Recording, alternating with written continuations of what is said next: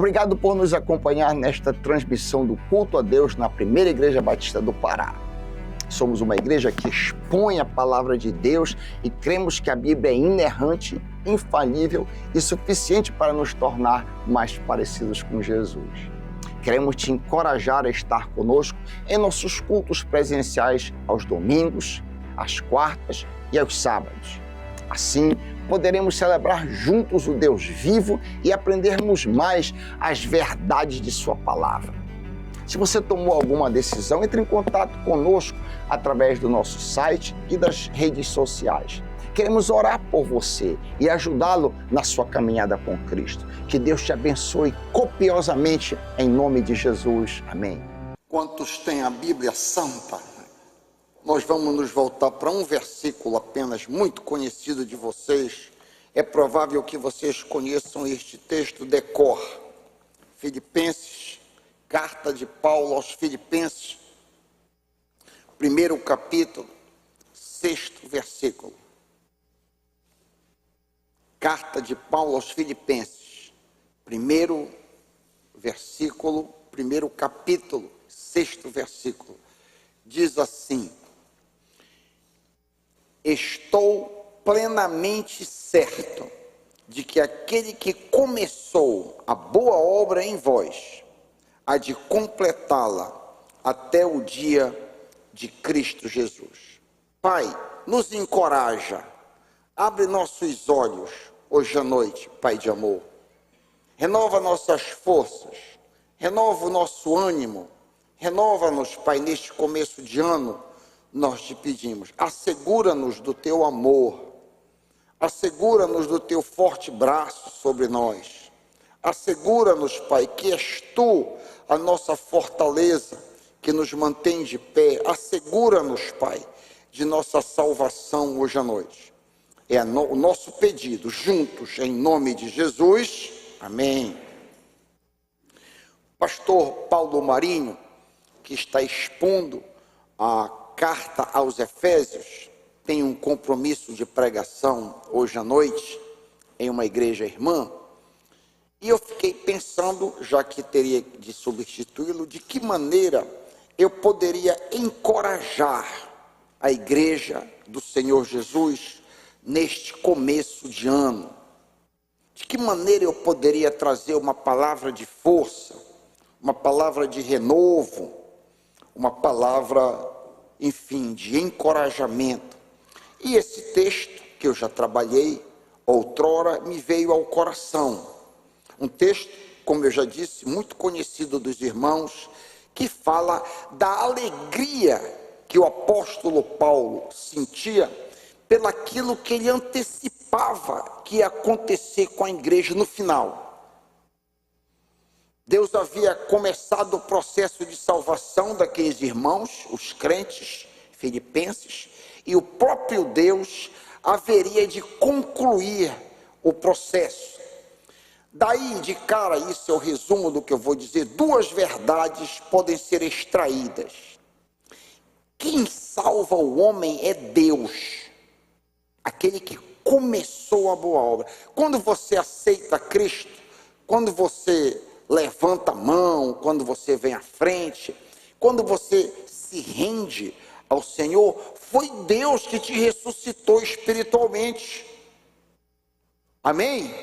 Foi Deus que te ressuscitou, foi Deus que trabalhou no teu coração e te capacitou para responder. Isso é claro para ti? Aquele que salva, Jonas diz, a salvação vem do Senhor. Resumo da obra de Jonas, em grande medida, é o Senhor que salva. Ninguém tem poder, o homem, nós não temos poder em nós mesmos para nos salvar. Esse é o primeiro ponto. Toda salvação é um dom, é um presente de Deus. E mais ainda, talvez vocês já soubessem disso, quem nos mantém salvos é o Senhor. Você sabia disso? Quem te mantém no caminho, tu não te mantens na tua própria força. É o Senhor que te sustenta. Nós não temos forças em nós mesmos para continuar no caminho da salvação. Há, diz Paulo, de completá-la. Ele vai finalizar até o dia de Cristo. A perseverança no caminho do Senhor é um presente da graça de Deus. Quem nos santifica é Deus. Dito isso, isso não quer dizer que nós não participemos deste processo. Sim, nós respondemos, uma vez salvos, que quando nós começamos a caminhar, na nossa caminhada cristã, nós respondemos aos apelos da consciência. Olha, isso aqui precisa mudar na tua vida, então eu respondo. Olha, isso aqui precisa ser transformado. Eu vou respondendo, mas a força para que eu vá respondendo é do Senhor também. Tanto a salvação inicial, aquele que nos transporta das trevas para a luz é o Senhor, e quem nos mantém na luz é o Senhor também. Isso não te encoraja, meu irmão? Se isso te encoraja, diz amém. Uma das minhas grandes alegrias, eu tenho duas grandes alegrias ministeriais, e eu não sei qual das duas é maior, porque as duas são de... Tem outras coisas que me alegram muito no curso do ministério aqui na PIB e onde quer que eu estiver. Uma delas é ouvir nesta manhã, hoje, olha pastor, uma senhora desconhecida, pelo menos eu não sei o nome da pessoa, eu peço perdão logo. Pastor, eu estou orando pelo Senhor. Eu estou orando pelo Senhor, pastor. Isso me encoraja muito, porque eu sei que alguém está me sustentando e a possibilidade de eu cair diminui. Eu vou dizer isso de novo. Quando eu sei que pessoas estão orando por mim, eu sei que diminui a possibilidade de eu ter uma queda, de eu enganar minha esposa, de eu frustrar a igreja, de eu trazer um escândalo para o evangelho, porque existem pessoas que estão orando por mim, pedindo que Deus tenha misericórdia, tenha pena de um pecador, que aprove a ele colocar como pastor, por misericórdia, por graça e misericórdia infinita. Essa é uma alegria que eu tenho. E eu sei que muitos dos irmãos intercedem por mim. A outra grande alegria que eu tenho, igualmente, é quando eu vejo um irmão dizer assim, pastor Raik, eu venci tal pecado. Puxa vida! É de um gozo tremendo. Uma das visitas de gabinete mais alegres que eu recebi, geralmente as pessoas me procuram, obviamente, para compartilhar problemas, lutas, e é normal isso. Mas eu recebi a visita de um jovem que disse assim, pastor, eu quero lhe dizer que eu risquei um pecado da minha vida. Ele escreveu no papel assim com a caneta, risquei esse pecado. Puxa vida, que visita maravilhosa, que alegria no meu coração. E eu tenho ouvido de vários irmãos isso. Estava visitando recentemente uma irmã preciosa, diz, olha pastor Raik, depois dessa insistência que o senhor fica falando para a gente não murmurar, a gente tem avançado muito aqui em casa. A nossa casa era uma casa de murmuração, todo mundo reclamava e eu era a principal, a dona da casa, e eu era uma das grandes murmuradoras. Isso praticamente foi banido do nosso lar. Eu disse, glória a Deus, vencendo o pecado. Que coisa maravilhosa, meus irmãos. Isso me encoraja. Você quer encorajar o seu pastor? Compartilhe alguma coisa desse tipo. Ou eu estou orando pelo irmão, ou eu sei que muita gente faz, mas poucos, proporcionalmente ao número, dizem assim, pastor, eu venci tal coisa na minha vida. Eu derrotei esse gigante aqui na minha vida. Isso é um grande encorajamento, uma grande alegria para o ministério cristão de qualquer pastor que se preocupa com a santidade. Eu quero dizer uma coisa, hoje é muito mais um bate-papo do que uma exposição. Qualquer pastor que não se preocupa com a tua santidade, ele não é um bom pastor. Qualquer pastor que não tem interesse em te fazer santo, cuidado. O pastor, acima de tudo, ele tem que estar preocupado com o avanço dos irmãos. Que os irmãos estejam caminhando. Tropeça sim, tropeça, luta, cai, reclama, mas vamos avante. Vamos caminhando à frente. Paulo ficava muito feliz com aquilo que ele antecipava ser o destino final da igreja. Quando ele via a igreja dos filipenses, ele continuava vendo defeitos. A gente vê lá ele falar sobre uma arenga que tem entre duas mulheres, tem alguns defeitos, mas ele procurava ver o último estado da igreja, que era um estado glorioso. Ao olhar para os filipenses, ele via falhas, porém ele se alegrava na perfeição final. Quando eu olho para a PIB do Pará, para a nossa igreja, eu vejo dificuldades, falhas, problemas, tropeços, mas eu me alegro naquilo que a PIB do Pará será, amém? Eu me alegro pela fé do que nós seremos quando formos glorificados, quando estivermos perfeitos em Cristo Jesus, e disso Paulo estava plenamente certo.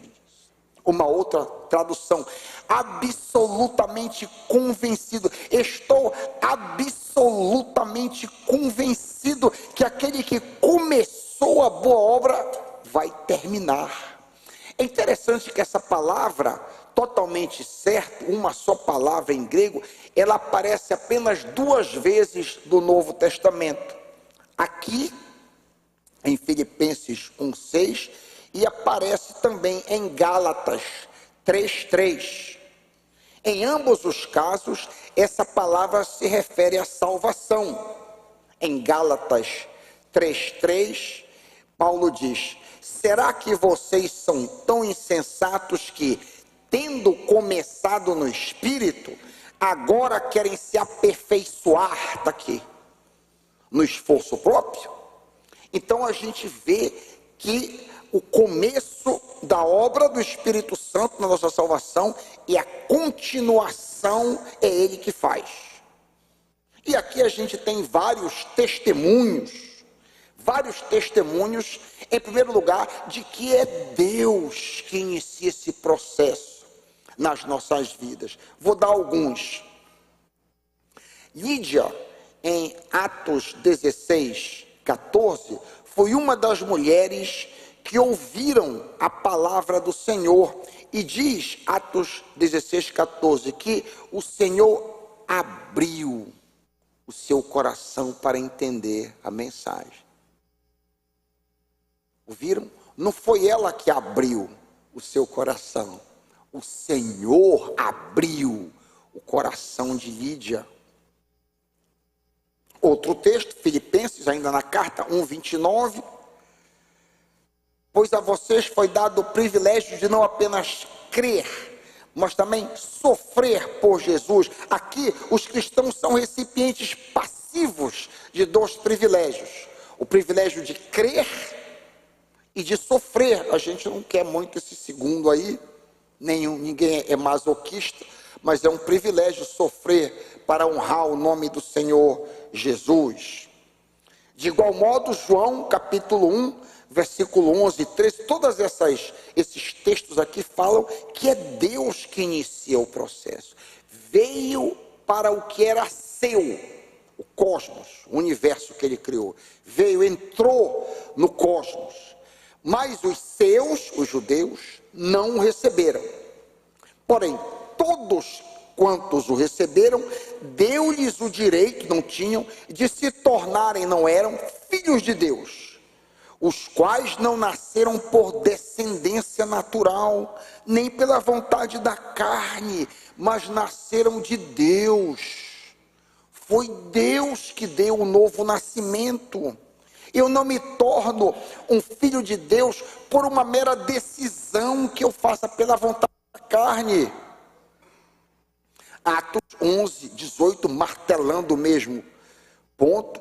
Quando a igreja em Jerusalém ficou sabendo que os gentios se converteram, aspas, eles glorificaram a Deus dizendo, então Deus concedeu arrependimento para a vida eterna até mesmo para os gentios. É Deus que concede arrependimento àquele que ele escolheu antes da fundação do mundo. Atos 13, 48. Ouvindo isto, os gentios alegraram-se e bendizeram a palavra do Senhor e creram quem? Todos os que haviam sido destinados para a vida eterna. Quem foi que creu? Todos. Quem são os todos? Os que foram destinados para a vida eterna. Você pode conferir na sua Bíblia. Atos 13, 48. Aquele que Deus escolheu e destinou para a vida eterna, creu. Então, quando você crê, você, antes disso, você já havia sido escolhido pelo Senhor. E aqui um ponto muito maravilhoso, o quão precioso, o quão valoroso, o quão especial você é para o Senhor neste sentido. Deus te escolheu antes do Senhor pensar nisso tudo, nas estrelas, no sol, na criação do tempo e do espaço, da matéria. Deus pensou em ti. Ele te escolheu antes da fundação do mundo. E em um determinado momento no tempo, muitos, milhares, centenas de séculos, ele te pegou. Ele te atraiu. Quem foi que creu? Todos que haviam sido destinados para a vida eterna. Mas Paulo diz ainda que a salvação seria aperfeiçoada. Ele chama isso de boa obra, agaton, ou obra nobre. A salvação é uma obra nobre porque ela inicia o processo de santificação que levará o crente à glorificação. A salvação é uma obra poderosa. Aquilo que Deus começa, ele termina. Aquilo que Deus inicia, ele finaliza. O mesmo Deus que inicia o processo tem o poder de terminar o processo. Lemos em Hebreus 7, 25 um texto preciosíssimo. Se tu não tens esse texto marcado na tua Bíblia, eu quero te encorajar muitíssimo. Isso é um texto de grande encorajamento para o meu coração. Hebreus 7, 25. Porque ele, Jesus, é capaz de salvar definitivamente aqueles que, por meio dele, aproximaram-se de Deus.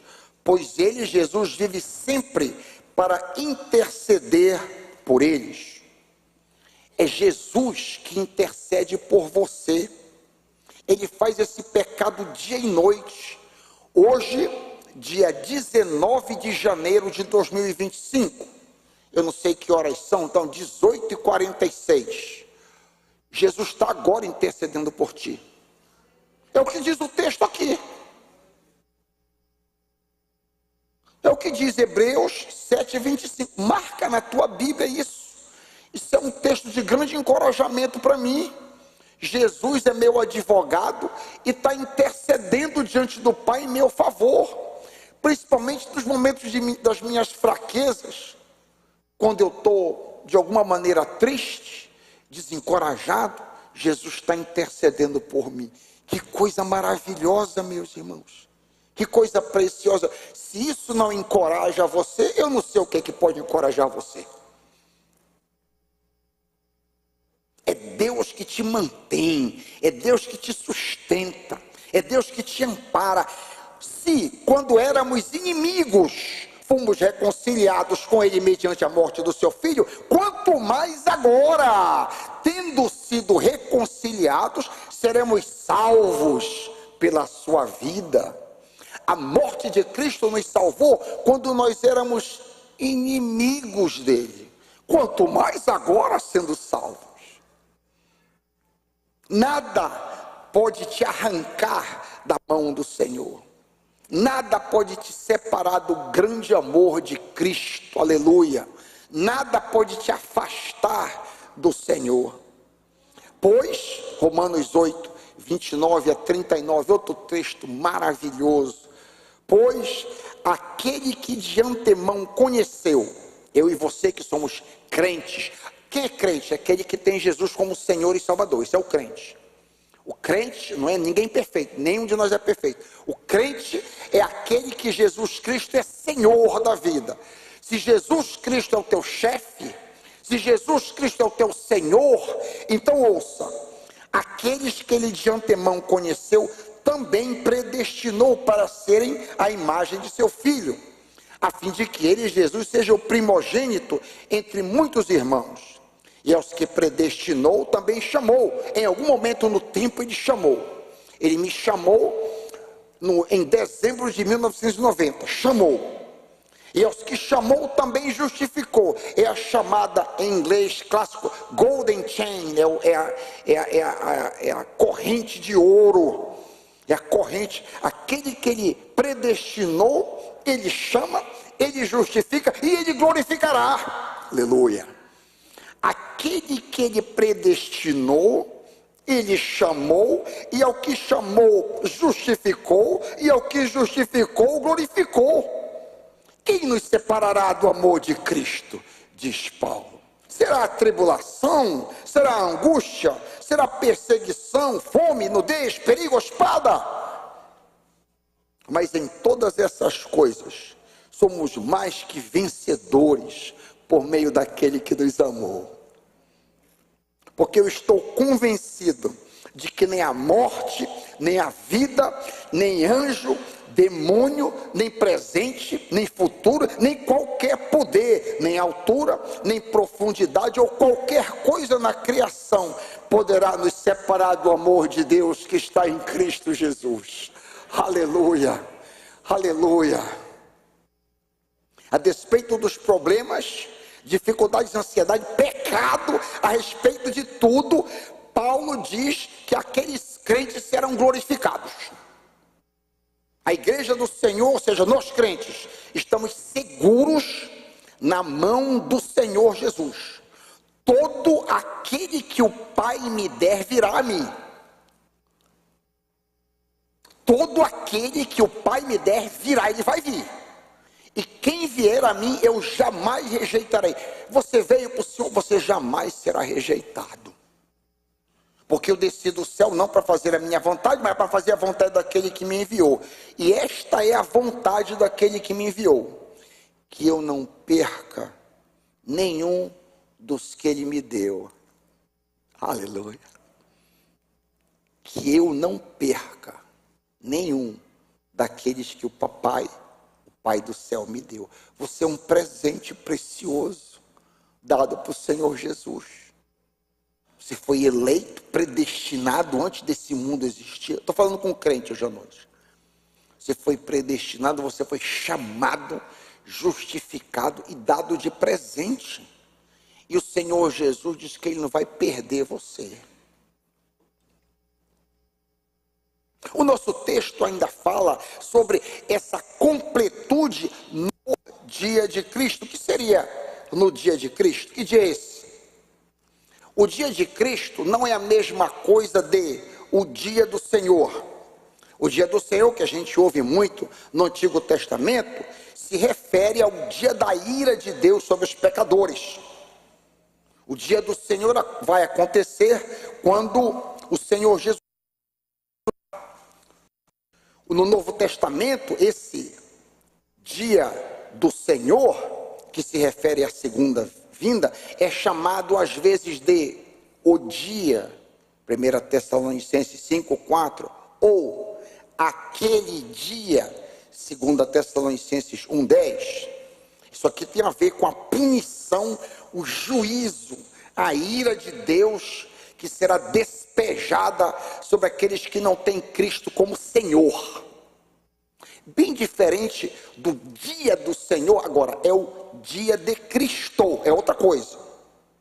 O dia de Cristo se refere à ocasião em que nós seremos glorificados, a ocasião em que nós seremos totalmente perfeitos, pelo fato de nossa salvação ter sido completada. O dia de Cristo é o dia final, e vários exemplos poderiam ser dados aqui do dia de Cristo. Por exemplo, a gente está em Filipenses 1, tu estás no capítulo 1, olha aí o 9 e o 10, o 9 é só para contexto. Esta é minha oração, que o amor de vocês aumente cada vez mais em conhecimento e em toda percepção, para discernirem o que é melhor, a fim de serem puros e irrepreensíveis até o dia de Cristo.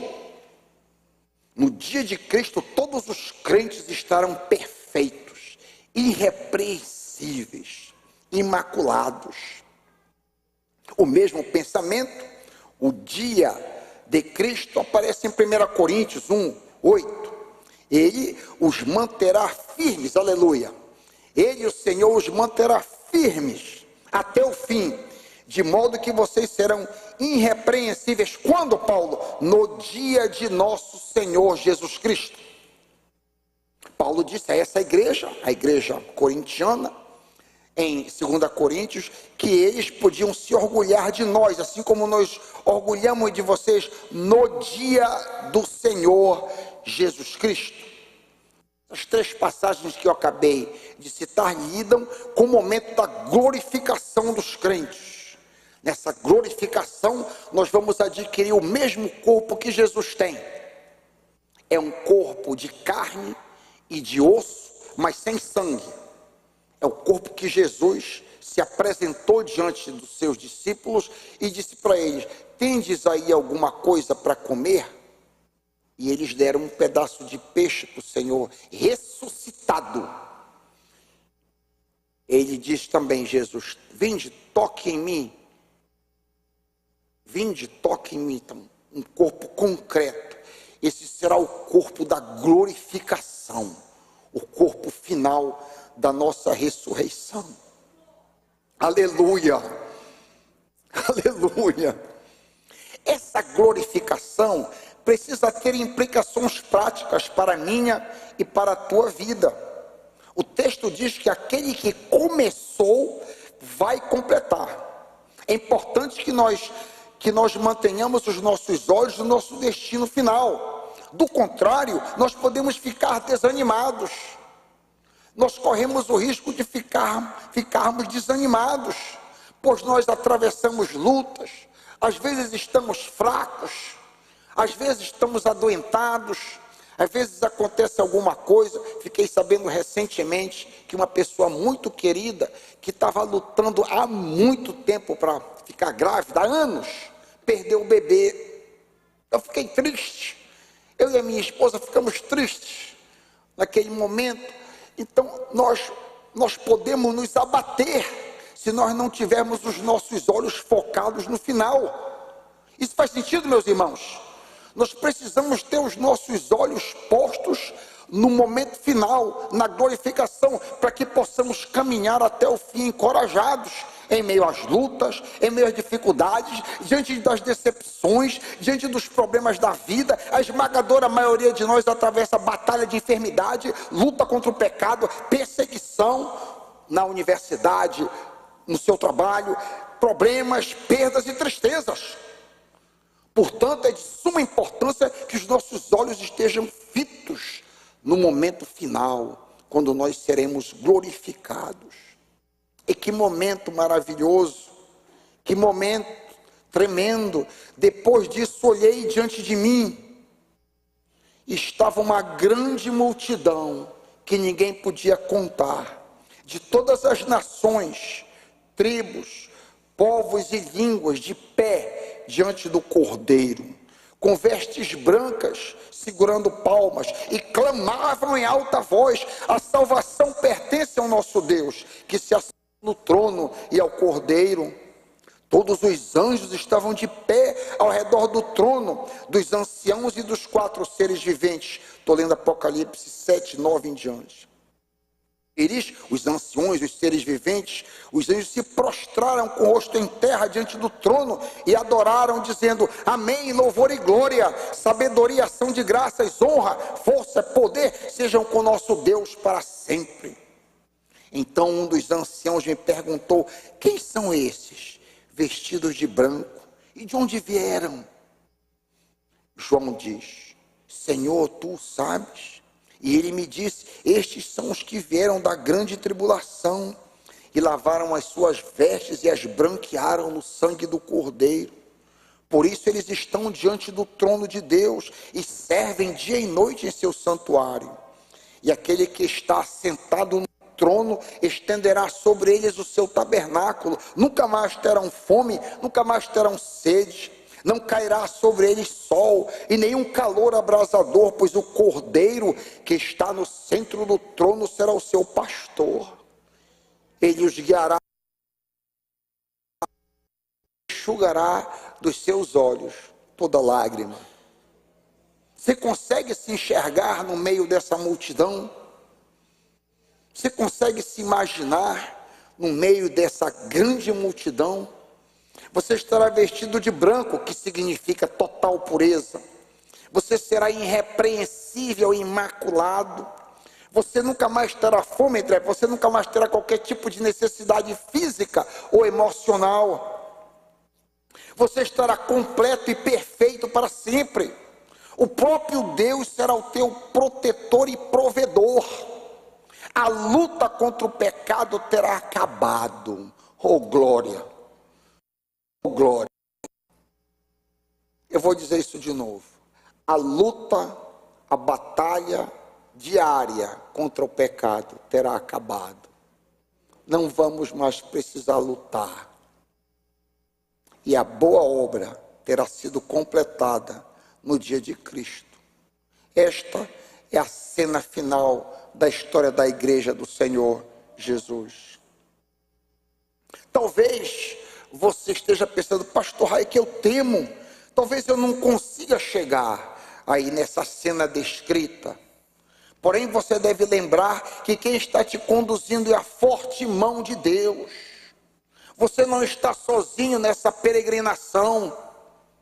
Eu não estou dizendo que você vai ser eximido de problemas, não. O que eu estou dizendo é que você não está só. Minha palavra hoje à noite é de encorajamento. Minha palavra é de ânimo para o teu coração. Você não está sozinho. A tua vida está nas mãos do Senhor. As minhas ovelhas ouvem a minha voz, eu as conheço, elas me seguem, eu dou a elas a vida eterna e jamais perecerão. Ouça, e ninguém as arrebatará da minha mão. Ninguém pode arrancar você das mãos do Senhor, se você é um crente em Cristo Jesus. A tua vida está segura nas mãos do Pai. Nada, nem ninguém, nem os capetas reunidos, tudo junto, os capetas não podem arrancar. Nada pode separar, nada pode te puxar da mão do Senhor Jesus. A boa obra que Ele começou, Ele vai terminar. Tenha bom ânimo, em 2025 o Senhor é contigo. O Senhor está comigo. Eu estou cheio de coragem. Senhor, nós vamos fazer coisas gloriosas nessa igreja e nas nossas vidas, vencendo o pecado, mais que vencedores, diz a palavra, em Cristo Jesus. Amém.